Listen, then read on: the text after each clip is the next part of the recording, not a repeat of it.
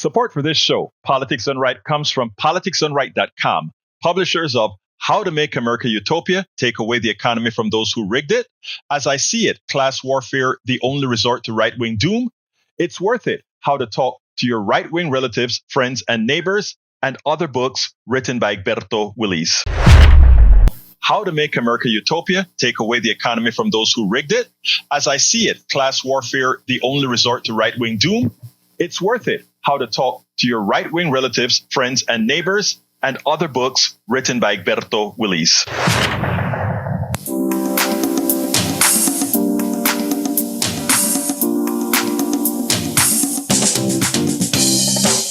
Welcome to Politics Done Right. My name is Egberto Willies, your host. Good morning, Houston.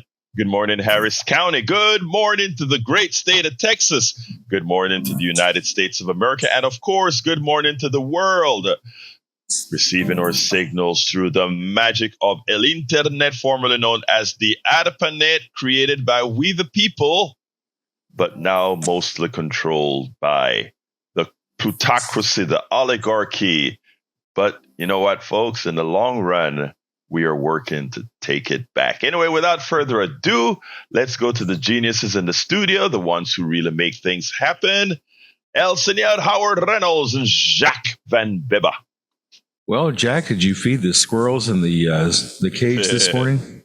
Actually, I did. Good. I bought me some pecans, and I've been feeding the squirrels. Well, they were all happy. They were running on there, generating electricity, and that's how we feed you. Good morning, Egberto. It is Wednesday, the 21st of May, 2025 at the radio, and I thought we might start out this morning with a rant. Rant, brother. Rant, brother. Rant on. All right. Well, my rant involves what Arnie Arneson was talking about this morning and with her guest, and the thinly disguised birthright citizenship, because they've issued so many decisions on that, 2 Supreme Court decisions. But here it is again before them. But that's not what's really there. What's really there is insidious. It's the rights for courts to block illegal orders. Can a district judge block a nationwide order? Yes, he can. And if you take that away from him, then only the Supreme Court will be able to do it. And then you've got a real problem, because the lawless president we have now is not following any Supreme Court orders. He is in contempt of the Supreme Court and is still loose, still not in jail, where he should be, for doing this. There is my rant this morning. So beware, people, the thinly veiled, insidious decision which would render the Supreme Court itself irrelevant. Be careful. Be aware. Let them know how you think. Contact your representative and say, this is wrong.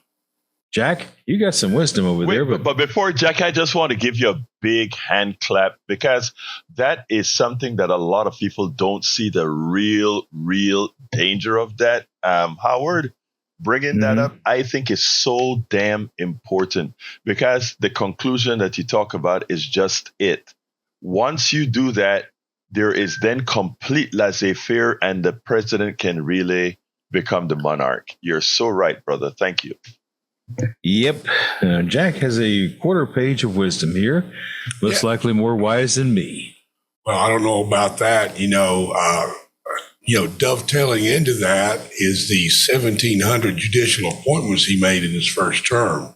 So he's got judges all over the place, in place. But they are also disagreeing with him, too. They should. They have the wherewithal to go, hey, wait a minute. What do we do with this? All right, what you got, man? All right. Morning, Egberto. Good morning, Jack. This is some dirty politics here. GOP sets 1 a.m. hearing to advance Medicaid cuts. Democrat Representative Jim McGovern says the GOP, has such contempt for the American people. And I say, yeah, it shows. A 1 a.m. meeting means the fatigue the politicians will be under will lead to a quick decision that favors the GOP. Mm-hmm. Amen. Another sleazy trick. Yeah. Another sleazy trick. That was the same way. I think it was Phil Graham that came in during Clinton's at December the 18th to tear down Glass-Steagall. Yeah. Good old Glass-Steagall that ultimately caused the 2008 crash. They didn't separate the two, investment banking from traditional banking, and these guys created instruments up the gazoo to do all kinds of shenanigans. Thank you for that, sir.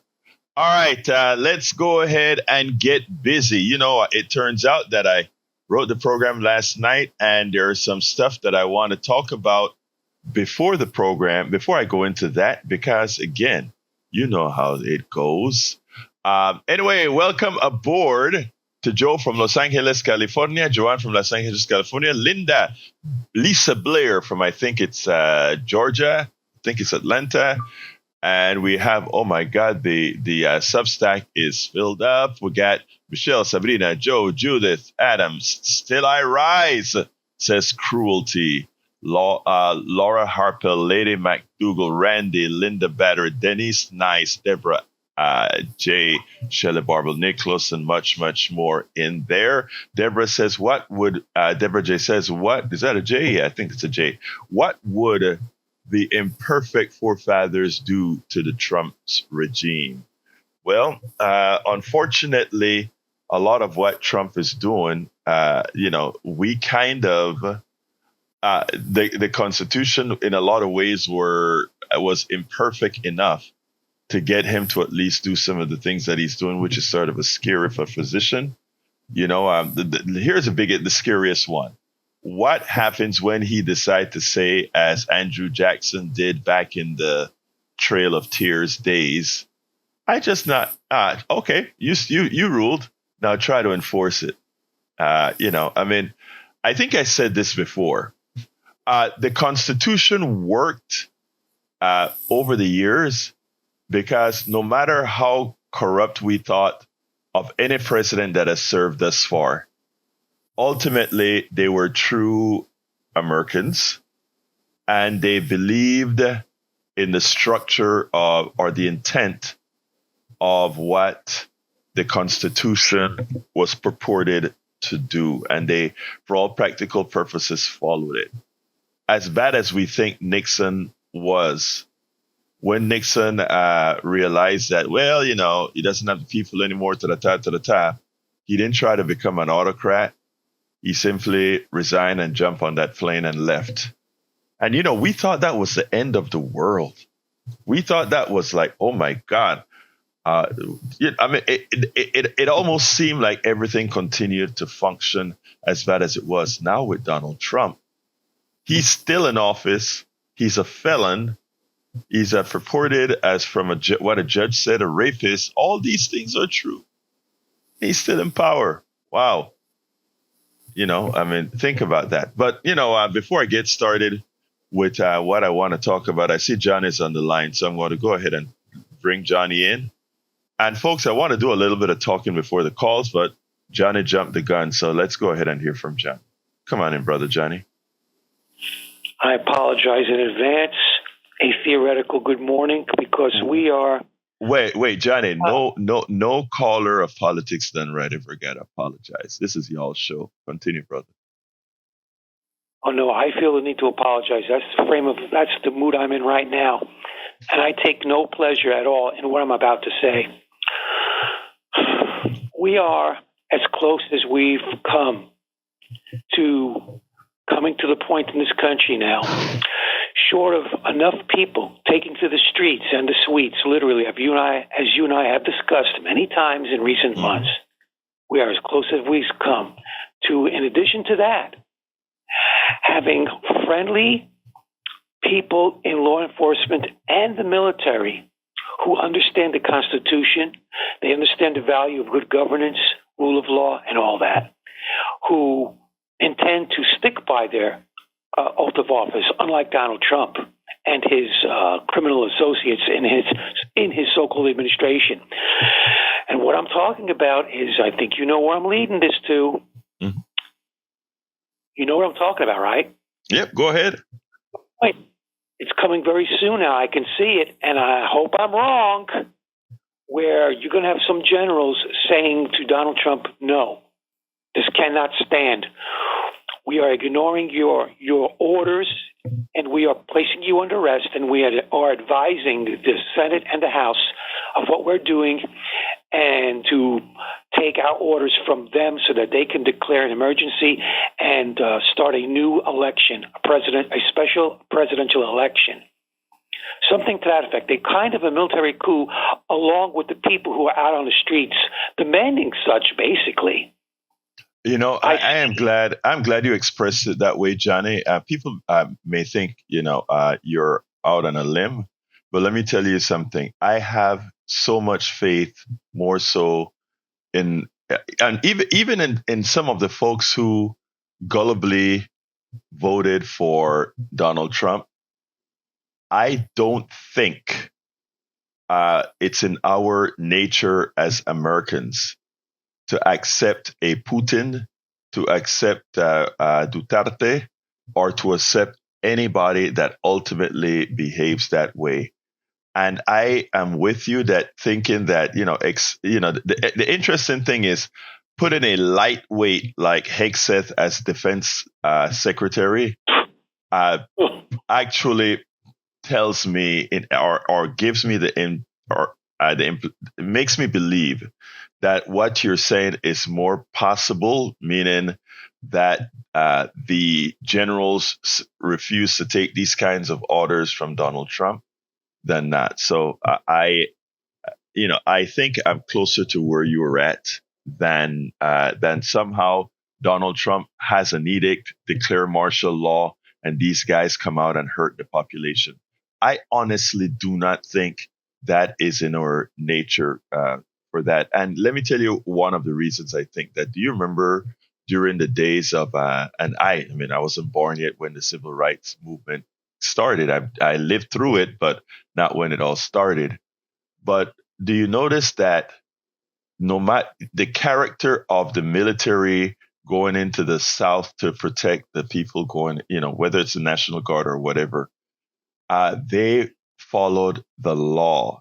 A lot of these people didn't care about civil rights, didn't want civil rights or whatever. But when Kennedy dispatched these folks, when Johnson did his thing, they didn't say, no, I am not going to follow that order, or I'm not going to do that. They followed the law. So I think I read it. Anything else, brother? Yeah, I hope you're right in what you said about your faith in the American people on both sides of the aisle. I hope you're right. But I really do. I really do. I think if you listen to even those who voted for Donald Trump, they convinced themselves that he would maintain the American, what we consider the American fabric. Speak to anybody. Speak to a MAGA person. They actually think they're not wanting to dismantle the fabric. Most of them won't support an authoritarian if they see that person as an authoritarian. Before I hang up, one quick related item. I hope you're right, but you know what haunts me? Yes. I keep thinking of people who call to this radio station like Breitbart and Brian, or Brain. I did give Brian a new name. He asked for it, and I gave him a new name the very next day. I just switched around the vowels in his name, B-R-I-A-N to B-R-A-I-N. That's assuming he doesn't spell his name B-R-Y-A-N. So remember what George Collins said. You spell your last name S-M-I-T-H and pronounce it Janowski. There's not a damn thing anybody can do about it. Have a good day. Have a good day, Janet. Look, I do think that Brian and Brad likes to pull our legs. I think, believe it or not, even what's his name? I think I listen to how people deal with their daughters, their kids, and all that kind of stuff, and that says a lot. Anyway, thank you, Johnny.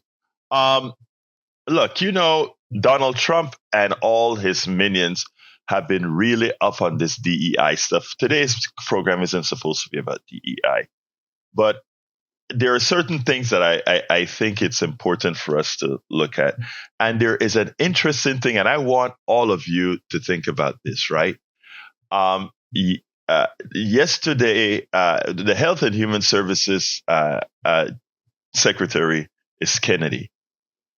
This guy couldn't tell the difference between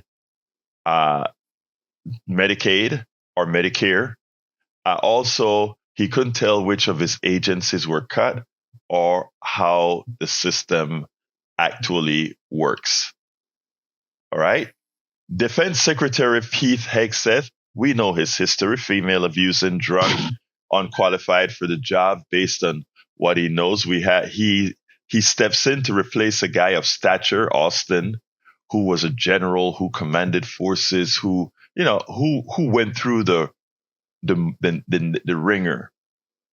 But then we got Defense Secretary Hegseth, a very, very unqualified lightweight with a lot of personal problems. Then we get Secretary Kristi Noem, who know little about the Constitution, who said that habeas corpus gives the president rights he doesn't have at all. Amazing. And, so we have those three secretaries, right?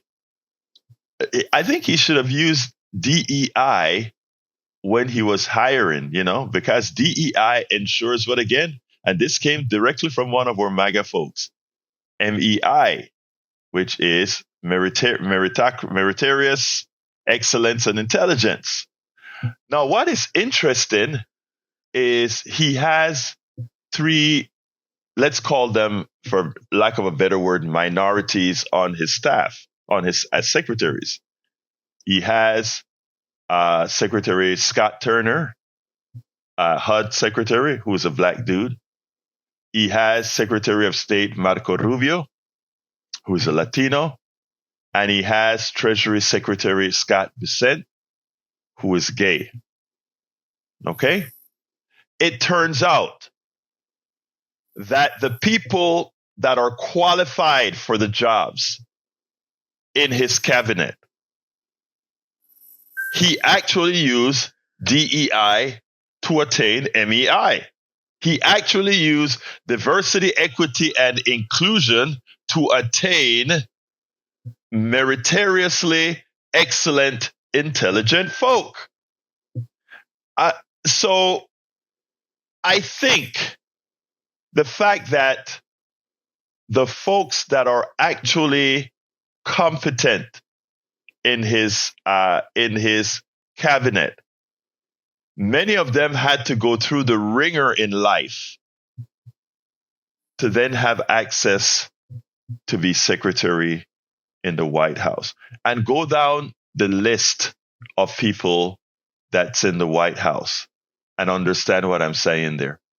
To be, it points to what, when I grew up at home, my folks never encouraged me to be a victim. My folks never encouraged me to just go ahead and blame or whatever. They just sat me down and said, in life, you do what you have to do to move forward.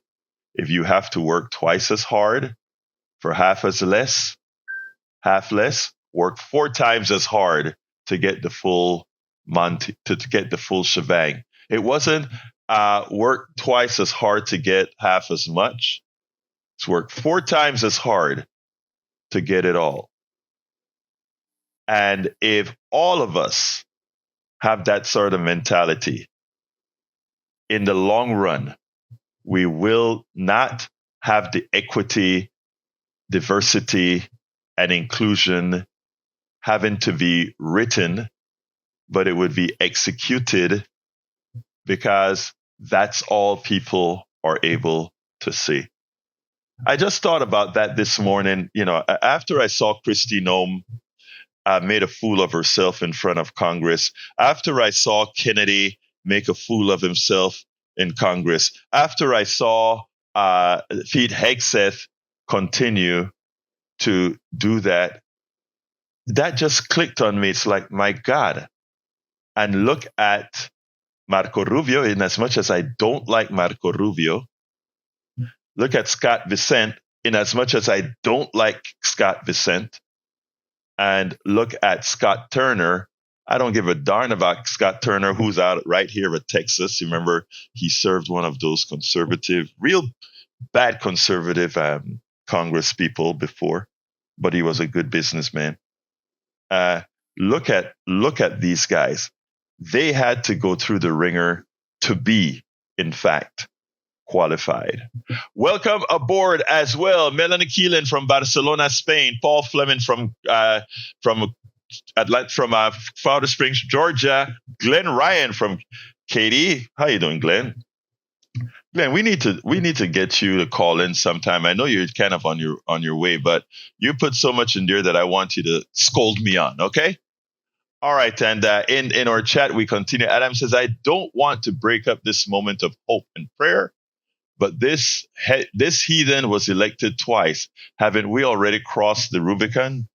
Yeah, but like I said, Adam, and this is why I do what we do, and that is, I don't want to just go ahead and throw the bathwater out, because I understand what bad information can do to you. I understand what bad framing can do for you. I can understand what having a Fox News, a OAN, and Newsmax can do. I can understand when a complete infrastructure is built on the dissemination of lies and propaganda, how that affects people's mind. And if I go ahead and just hate on and blame the folks who reelected the worst president that we ever had, it would be against what I actually know, and that is how impressive the right wing is in creating a false sense of reality and an alternate reality. They're good at it. It works. We do it overseas. We convince our CIA goes into other countries and create false narratives that actually work. So why wouldn't I think it works here as well, when we have a party that knows how, that doesn't mind doing that? Do you think the foreign countries that keep crazy folks in power do it on their own? No, they have a lot of support from our CIA to mold these countries the way we want them, so that we can extract from them. I mean, it is standard modus operandi that we should be aware of. Anyway, the GOP. So I am done with the portion on DEI for MEI. But anybody wants to comment on that, throw it in the chat or elsewhere. And actually, I'll take a call or two on that if you want to check that out.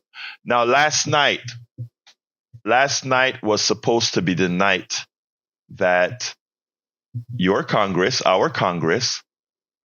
go into session at 1 a.m. to pass a bill, that big, beautiful bill that was supposed to harm you. They were doing it at 1 in the mornings because they didn't want you to realize you were being screwed. You know what? They simply couldn't get the bill passed. So God knows what they're going to do today to try to fool many of you. But they tried like hell.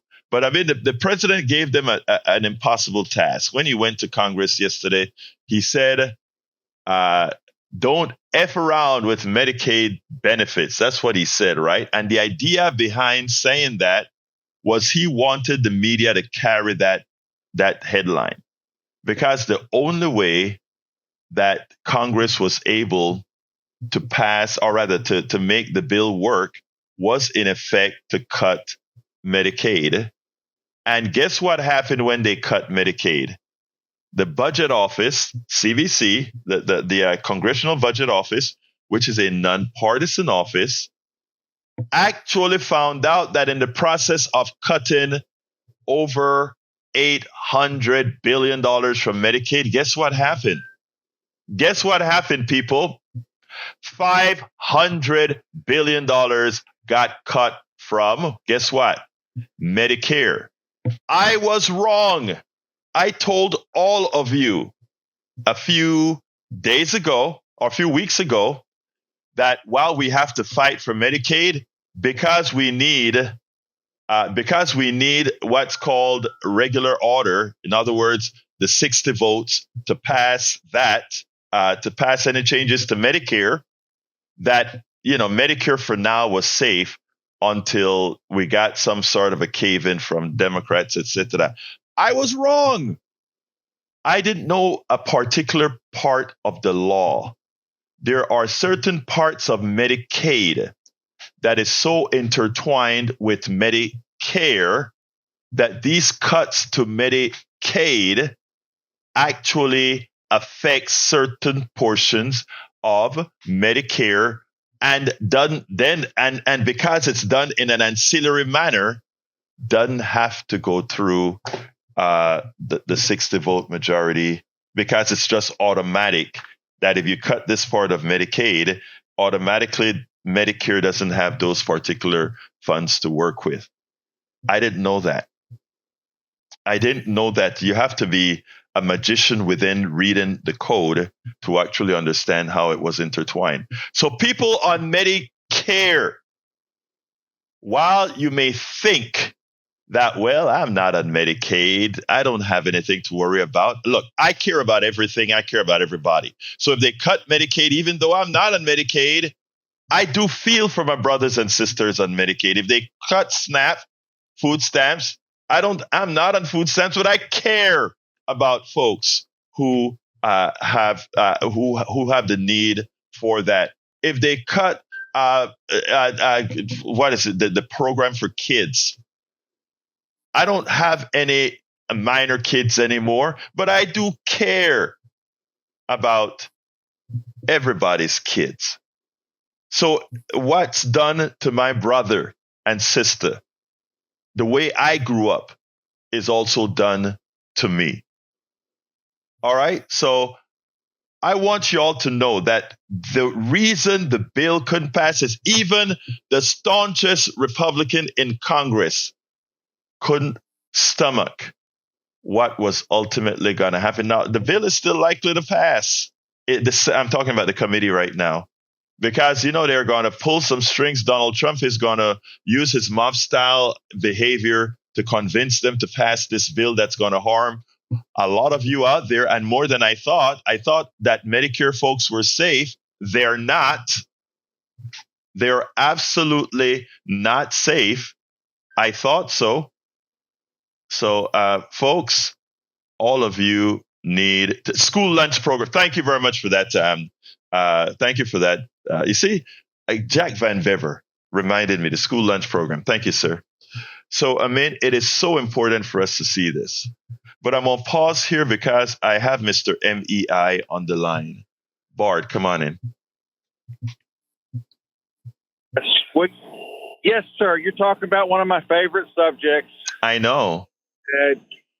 DEI. And we'll go back to Sleepy Joe's cabinet. He had a Health and Human Services director, was an admiral from the Navy. And his name was Richard Levine. He wore a dress. He decided he was Rachel, put on a dress, looked like Miss Piggy. Okay, stop right there. Why is that bad? Hold on. Stop. When I ask you to stop, Bard, if you're going to continue calling into this show, when I ask you to stop, stop. Now, question, why is that a bad thing? Huh? Why is that a bad thing? If he decided to put a dress on, is that a bad thing? Yes, it is. Why? It's showing that he has no judgment. He has no character or integrity. How does wearing a dress, sir? Bard, question. Why does a man putting a dress on mean he has no character? Didn't the Romans wear dresses as their attire? Didn't they? If you talk about Boeing, they had the same thing. That's why they can't build a airplane for the president. It's been on order for 8 years. The Air Force One. And why can't they build it? Why is it? A bunch of DEI hires. Okay, no. Bunch of women in there, a screwdriver. They don't even know what it is.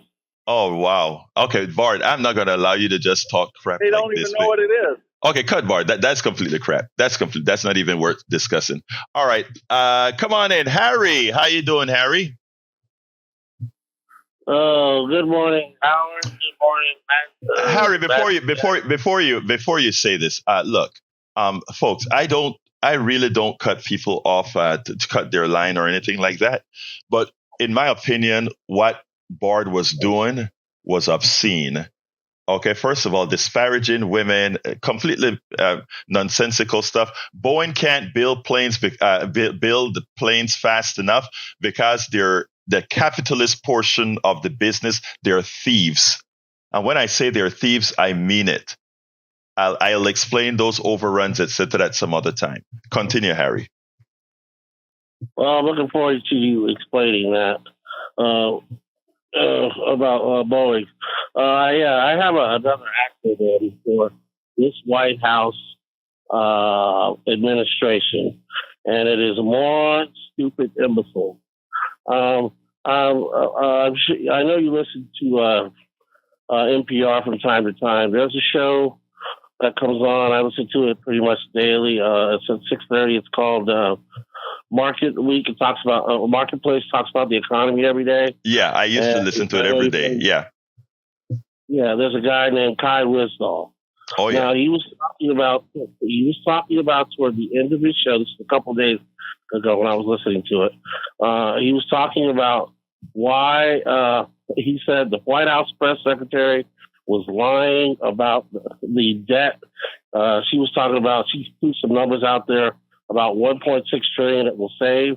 And then Kai Wisdom just came on with it and said, folks, this is why facts matter. Mm-hmm. And he just said, what that 1.6 trillion will do, it will not save 1.6 trillion. It will run up 3.3 trillion over the next 10 years. And I like Kai Wisdom because he's honest and he always points out when this White House administration is lying. I love him because he tries to educate people all the time about the economy. I mean, he'll educate you. He's always talks like you, brother. He talks about tariffs. He's always talking about that's a sales tax. This president is misleading you when he says that the foreign countries are going to pay more, and that's not true. It's going to be passed on to the consumers of this country. Harry, exactly. Harry, I got to go. Harry, I got to go. But here, let me just say this to you, my brother, because you brought up an important thing. You see how you talk about the secretary, or rather the woman who's the press secretary just came out and lied immediately to the American people. Now, if you watch that on Fox News, right, that becomes your talking point. We're saving money. A lot of folks aren't going to listen to her and then go listen to Rizdal, who goes ahead and tell the truth. So you understand why I talk about having to have some sort of compassion to those people who are just misled, because it's not that they are just dumb. That's not the case at all. It is that they still have faith in those streams of information. And what I say a lot of times is we have to earn the faith of the other folks as well. And a lot of times I blame a lot of, and I want to say this the right way. A lot of times I blame the left for, we know what's right. And, we figure I just have to say something one time and they get it and it's okay. And that's not the case. You have to keep repeating stuff. You have to overcome you have to put the work in to talk to people, I guess is what I'm saying. And that is, I think, where we have failed. But thank you, my brother. I talk to you later, Harry. Can I tell you one more thing? Take 10 seconds. Go ahead. Yeah, it's going to be real quick. I was listening to Think last night. I'm going to send you an email. This guy says a lot of the things you're saying. He's got a PhD. He's a science journalist.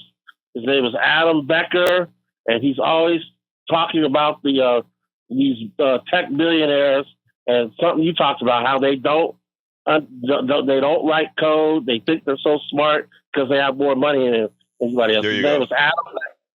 I'm going to send you an email. So Send me an email. Thank you, brother. Yeah. You guys can suggest anybody you want me to interview. Just suggest it. Send me an email. Thank you, brother. Let's go to brother Jeff. Let's go to Jeff. Come on in, Jeff. Good morning, Egberto. How are you? I'm doing fine. Talk to me, sir. Well, I'm going to go on the DEI about the dress that person was wearing to the office. Mm-hmm. That position probably holds a lot of influence on young kids and everything. And what he does at home, I could care less. If he wants to run around in a dress all day. But if you're going to go into the office, a government office, you should wear the proper attire. And that's, he's a man. Well, I say he's a man, but he should wear what men wear. He's. Let me tell you, I get your point. I get your point, Jeff. And let me tell you, when I came from Panama, that's how I felt too, right? I felt that everything should follow a particular pattern, etc. Now, if we have a particular dress code that we are going to define that is that was come up with democratically, I don't have a problem with what you're saying. Okay, but just something that is actually imposed, I do have a problem with. Let me go for a racial example here. For a very long time, Black women who had afros were forced to put chemicals in their hair to abide. Why? Because the corporate look was supposed to be a certain way. I can go on with other cultures and how they are forced to adapt. Okay. Now you feel and respectfully, you feel a lot of the ways that you feel because of how you were indoctrinated in society. A man is supposed to look this way, dress this way, and act this way. There is this movement right now going about a masculinity movement. One of the problems is we've taken away masculinity from men, when you finally open yourself into a domain that realizes that all of us, we have different strengths. There are testosterone makes men in the aggregate stronger than women, but there are stronger women than men. When it comes to knowledge, women's brains, and these are all scientific statements I'm making, work much more efficiently than men. Men have bigger brains. Women have smaller brains, but their smaller brains, in the aggregate I'm speaking now, work a lot more efficiently, which makes them do quite a few things faster and have the ability to multitask. That's a biological thing. There are so many things that we do that have been wrong based on science, and it has percolated through society. So a guy wearing a dress because we decide apparently that isn't supposed to be. So even though in the Romans days an attire was a skirt, I am not going to fall for that, my dear brother. Continue, Jeff. Well, you're bringing back past history like the Romans. Jesus, that's ancient. It does. And, what? Women, but you're bringing in You're bringing in new history. Go ahead. I'm sorry. You're right. Go ahead. You bring in all that old history, and then the women thing. I think women are. The women have come a long way. My sisters are all not powerful people, but they hold positions that are, money making jobs, and I think that is changing drastically. Mm-hmm. Now with the guy wearing the shirt, the dress, I think about kids nowadays have a hard enough time, and they see all this nonsense going on with guys being able to wear dresses, and it just fills their heads up. I mean, they should be able to live their life until they turn 18. At 18, they can wear dresses all they want. Have you seen a kid? Let me ask you this: I used to go to schools to give talks. I don't do it much anymore. I don't do it anymore. But my wife lived at the Kingwood High School when my daughter was going there for very specific reasons. She made sure to be present. I had never seen a trans kid. I'd never seen a kid with a skirt on. I mean, all these things are generally the very big exception that Republicans blow up whenever they can find one example. It's not worth the effort in talking about it. But the one thing I want to say is I want to show you how, and again, this respectfully, I want to show you what you said. Women have come a long way. Do you understand how that actually sounds to a woman? Well, it sounds kind of bigamous, not bigamous, but Actually condescending. ignorant and condescending. Yes, and that's the same way it feels And when. I agree with that. But Hold on, Jeff. Hold on. That's the same way it sounds when somebody talk about a Latino that way to me, or a black person that way to me, or a Caribbean person to me that way. We have to learn that not because we were reared a certain way, because I was reared as a sexist and a homophobe. I expanded my horizon to open my viewpoint. All I'm going to tell you is, in what I'm talking to you right now, try doing that. I understand where you're coming from. I really do. And where you're coming from is from our level of indoctrination here. Think about that and talk to me about it tomorrow, because my lines are full, Jeff. So we talk. Let's talk. Okay, real quick. Go ahead, brother. Go ahead. That part of it, I think it's the 1% that's, the transgender that are pushing it down their throat, and I'll leave it at that.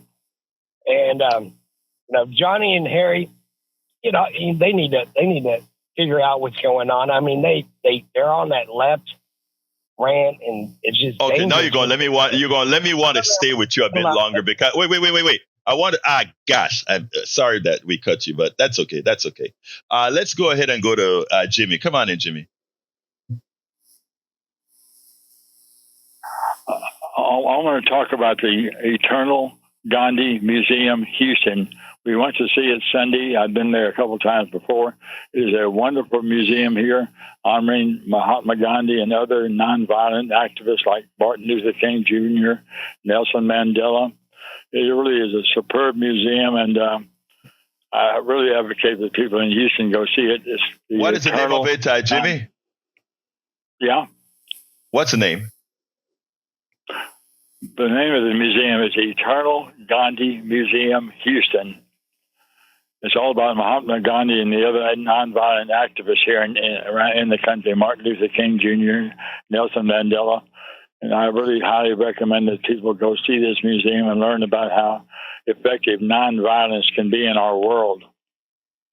I appreciate you. Also, we saw this movie the other day. It was a 1982 movie titled Gandhi. It won the Academy Award for Best Picture. It's a 3-hour-long movie, and it is really awesome. We rented it for just $3.99 and saw it on our own TV sets. But it really is a wonderful movie that advocates nonviolence and shows that Gandhi was a real hero. He was the one that effectively got England to let India go from under its power. And I recommend people see that movie also. Thank you very much for that, Jimmy. You always have some good info for us. I wonder if I thought I saw that movie, but thank you so kindly, Jimmy. We'll talk later, okay? Good deal. Have a good day. Thank you, Egberto. Bye-bye. You too, brother. All right, let's go to Brother Patrick. Patrick, how you doing? Hey, good morning. How are you? Hold on a second, Patrick. I know women, you're very busy, but I so want to hear the point of view of women. Every caller thus far has been a man. And, and this is not a scolding or anything like this. I don't have the authority or power to do that. But a lot of times, folks, seed the platform. I ask all of you kindly, don't cede this platform to just men. Women have to put us in our place so many times. Please do it. All right, Patrick, sorry about that. Oh, no. I appreciate the rant. Shout out to Harry. You had a good question.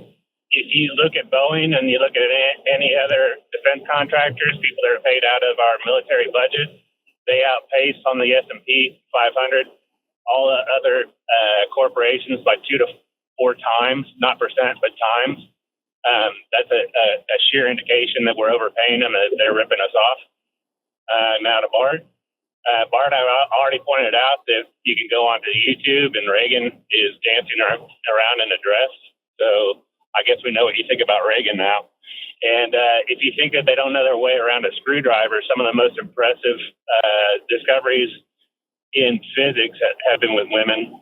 I'm pretty sure that the woman that discovered and proved dark matter knows her way around a screwdriver and could probably improve on it. The idea that you think that gender holds back somebody or makes them successful is just incredible to me. There's no evidence for it, and I believe the definition of somebody or of somebody that believes something that isn't true despite evidence is psychosis. So you're involved. That the way you came into that kind of gave me a chuckle. Anything else, Patrick, before we go on to Bruce? No, sir. Have a great day. Thank you so kindly, Patrick. All right, Bruce, come on in. Good morning, Egberto. Good morning, my brother. I just got two things. First, when I moved to California in '87, I drove by myself in a station wagon. The last leg of my trip, I was dead dog tired, and I pulled into Pleasanton, California, trying to get a cup of coffee at a convenience store, and the door was locked. And as I'm walking to my car, the door opens, and a lady says, "Come on in, come on in. I saw your Texas plates." She goes, "My girlfriend and I are from Kingwood. We moved out here because we're better accepted out here." So she made a pot of coffee for me.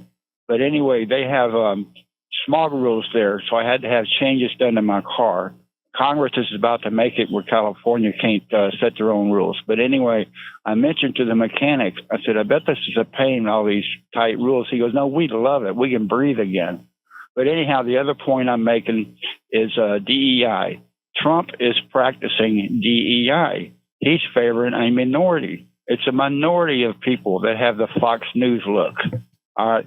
He's favoring people that have a TV look over people that are qualified. That's DEI. I'm done. Bye.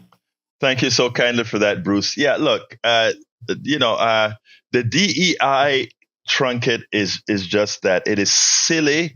And the folks that you see, and I say this, and these people really should change. But if you after being informed what DEI really is, if you continue to use that as a moniker, then you really have to define yourself as a true racist. And I don't say that sparingly. I mean that because, anybody who thinks people of color, Black, Latino, whatever, women who hold these jobs or holding them because they don't deserve to be there. There are a few of them that don't deserve to be there, but there are a hell of a lot of others that don't deserve to be there that are there. But let me tell you how much harder it is. And, whether you want to accept it or not, Mr. Bart, I for FCC reasons and 501c3 reasons, I won't say the name of the book. But one of the reasons I wrote a particular book about being in my skin and in the culture I came from and what it meant for employment in America. And I did it I did it to write to people like you who are who have been fooled into believing that when you see somebody of color or woman in a position that somehow they are there because of, they were given a benefit to be there. Let me tell you something, brother. There are two things you should know. One is that that's not the case in the aggregate. And two, the burden that woman, that person of color have because they know they are troglodytes out there like you who believe their sole purpose of being there is because they were given a break because of their gender or their cultural being. That is another burden. So they have to work the burden of getting the job done better in the aggregate, not to be judged, not making mistakes, and knowing how people are looking at them for that job because of troglodytes who push that false message. Dawn, come on in. Sister Dawn, come on in. Yes, how are you doing? Good day. Can you hear me? I'm doing fine. Yes, I can hear you, my friend. Talk to me. Just two things. Number one, maybe the caller didn't mean, his comment the way he said it, but, women have come a long way. I just want to say, as a woman, I hold a job that I do from 8 to 5 every day. And then when I get home, I have another job that I'm not paid for. Mm-hmm. And I pretty much carry, all of the activities and duties in the house as well as my work. I think that women have always been coming a long way or have been ahead, but we have not been given the proper recognition for that. Women have carried society, have carried, continents, have carried countries, have carried families for centuries and centuries. And, maybe it's just now that people are realizing that. I hope that at least that's happening, and maybe that's what the caller meant. But I'm glad at least women are being more recognized. As far as DEI, something I just don't understand. Why is it that, if people are hired and they are qualified for the job, doesn't matter their color, their race, their religion, their, anything, why is that a problem? Why has it become a problem? And now when somebody of color is hired and they are the most qualified, why is it that now everybody wants to scream DEI? I think that people that are qualified, you're qualified no matter what. So it's just a shame. I just feel it's a shame that DEI has become such a horrible, thing. I think that why can't we just have, the acceptance that people of color are more qualified for many jobs? And I don't think that people should have a problem with that and use DEI as an excuse. Dawn, thank you. I wanted to recognize that women have been around and we have been carrying society for centuries. So, and let me just tell you this, and remember that Nancy carried Reagan for quite a while as well. Thank you so kindly for your call, and it's so important, and that's why I want to hear from women because you guys rock. And we learn a lot from you if we give ourselves. And I'm sure all the men in the audience, they have wives and daughters and women in their lives that do a lot. And I hope that they recognize that. Thank you, Dawn. Your call was needed. Thank you so kindly. Thank you. Thank you. Have a great day. All right, Uju, come on in. Another woman, very important. Come on in, Uju. Hi, can you hear me? Yes, I can. Hello? Okay, good. One few things you were saying, why don't women call? It's always guys calling. I was thinking to myself, maybe we're not calling yet because we are measured and we are thinking about how we can add to the conversation, not just saying we're women, here we are.